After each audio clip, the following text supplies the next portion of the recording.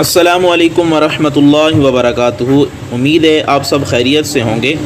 ہم کل جو ہے وہ سبق نمبر 3 میں اقصائے حلق کے بارے میں آپ کو بتا رہے تھے۔ اگر آپ نے ہماری پچھلی ویڈیو نہیں دیکھی تو وہ ڈسکرپشن میں جا کے پہلے پچھلی ویڈیو دیکھ لیں۔ اب سبق نمبر 4 پڑھیں گے اور یہ ہے وسط حلق یعنی دوسرا مخرج۔ کل ہم نے پہلا مخرج پڑھا تھا، آج دوسرا مخرج ہم پڑھنے لگے ہیں۔ اس میں وسط حلق کا مطلب یہ ہوتا ہے کہ گلے کا درمیانی حصہ، حلق کا درمیانی حصہ، اس سے 2 حروف ادا ہوتے ہیں، ایک ہے عین اور دوسرا ہے حا۔ سامنے دیکھیں تصویر آپ کو نظر آ رہی ہے، یہ عین اور حا یہ گلے کے درمیانی حصے سے ادا ہوتے ہیں۔ اب سب سے پہلے عین کی آواز کو دیکھیں۔ عین، حمزہ اور عین یہ آپس میں تقریباً ملتے جلتے ہیں، لیکن ان میں اگر آپ فرق نہیں کریں گے تو لفظ جو ہے وہ تبدیل ہو جائیں گے۔ اسی طرح ہا اور حا ان کی آواز بھی تقریباً ملتی جلتی ہے، کوئی اگر آدمی فرق نہیں کرے گا تو معنی تبدیل ہو جائے گا۔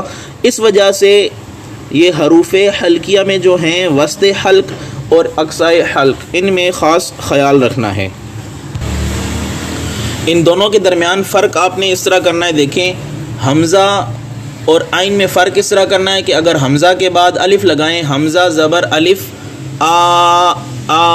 یہ سیدھی آواز نکل رہی ہے، ٹھیک ہے، لیکن عین کے بعد اگر حمزہ لگائیں تو اس کی آواز میں تھوڑا سا موڑ سا آئے گا۔ دیکھیں عین زبر الف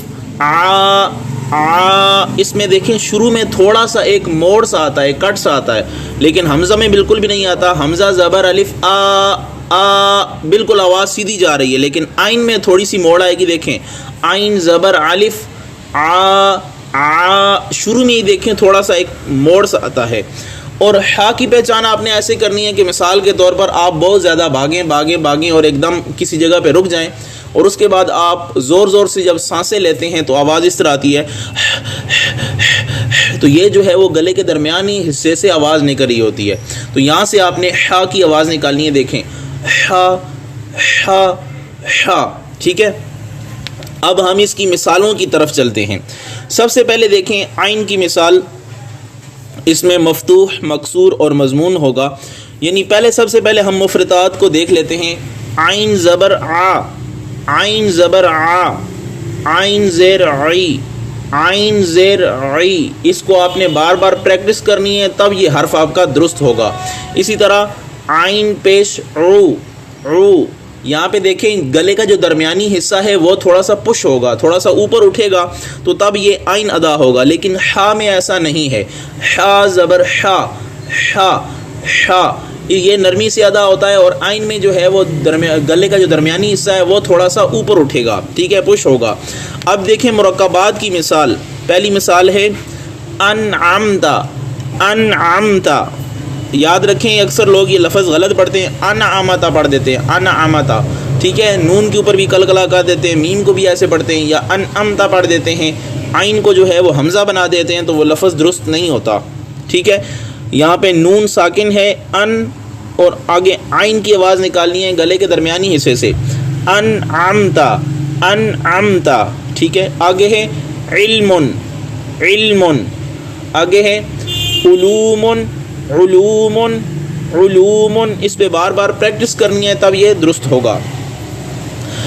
آپ کو کل بھی بتایا تھا کہ کسی حرف کی پہچان یہ ہے کہ وہ کیسے ادا ہوتا ہے، اس کو ساکن کریں، اس سے پہلے کوئی بھی حرف متحرک لگا دیں تو اس کا صحیح مخرج ہم جان لیتے ہیں، اب یہاں پہ دیکھیں عین ہوگا، اس کا ما قبل مفتوح، پھر عین اور اس کا ما قبل مکسور، پھر جو ہے وہ عین ساکن اور اس کا ما قبل مضموم ہوگا۔ پہلے ہم جو ہے دیکھیں عین ساکن کر کے اس سے پہلے الف کے اوپر زبر لگا دیتے ہیں، حمزہ زبر عین آ، اس میں دیکھیں آخر میں تھوڑی سی آواز پش سی ہوگی، حمزہ زیر عین اسی طرح پیش پہ بھی اس طرح پڑھنا ہے، حمزہ پیش عین او، ٹھیک ہے۔ اب ہم یہاں پہ دیکھیں نیچے جو ہے اس کی مثال پڑھتے ہیں، یعلم، اسی طرح اعلم، آگے پیش کی مثال عین ساکن اور اس سے ما قبل مضموم، اعبدوا اللہ اعبداللہ، یہ آئین کی مثالیں تھیں، اس پہ بار بار پریکٹس کرنی ہے تب یہ درست ہوگا۔ اب آئیں حا کی طرف۔ سب سے پہلے دیکھیں مفتوح، مکسور اور مضموم۔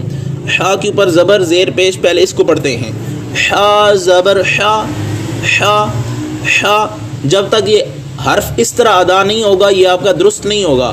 ہا ہا کی آواز نکالیں گے درست نہیں ہوگا، بالکل صاف آواز نکالیں۔ دیکھیں حا زبر حا، حا حا 10 دفعہ بھی نکالیں تو آواز تبدیل نہ ہو تو پھر یہ آپ کا مخرج جو ہے وہ بالکل درست ہو چکا ہے۔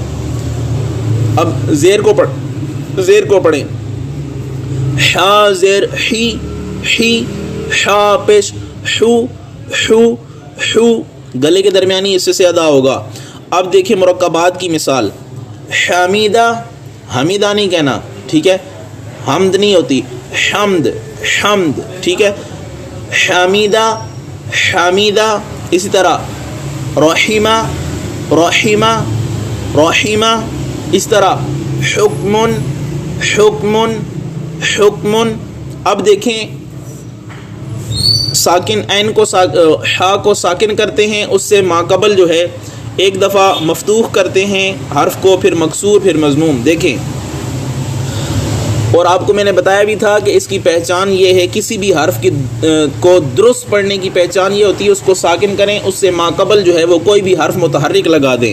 تو یہاں پہ حا کو ہم ساکن کریں گے، ایک دفعہ زبر لگائیں گے، ایک دفعہ زیر اس سے پہلے، اور ایک دفعہ پیش لگائیں گے۔ دیکھیں حمزہ زبر حا، اح، بالکل آواز یہ اس طرح ہا کی آواز نہیں نکالنی، اح، حمزہ زیر حا، اح اح اح، 10 دفعہ بھی پڑھیں تو آواز بالکل اسی طرح رہے گی، تبدیل نہیں ہوگی۔ آگے حمزہ پیش حا، اوہ اوہ اوہ۔ اب ہم جو ہے وہ اس کی آگے مثالیں دیکھتے ہیں۔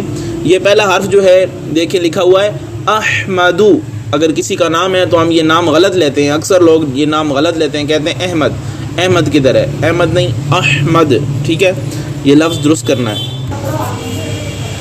آگے دیکھیں اگلا لفظ ہے احسان، حا کی آواز درست کرنی ہے، جس طرح ہم نے احمد میں درست ادا کی ہے اسی طرح حا میں بھی درست ادا کرنے کی کوشش کریں۔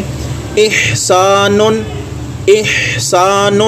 آگے محسن محسن، کوشش کریں ان دونوں حروف پہ بار بار آپ پریکٹس کریں گے تب بھی جو ہے یہ درست ادا ہوگا۔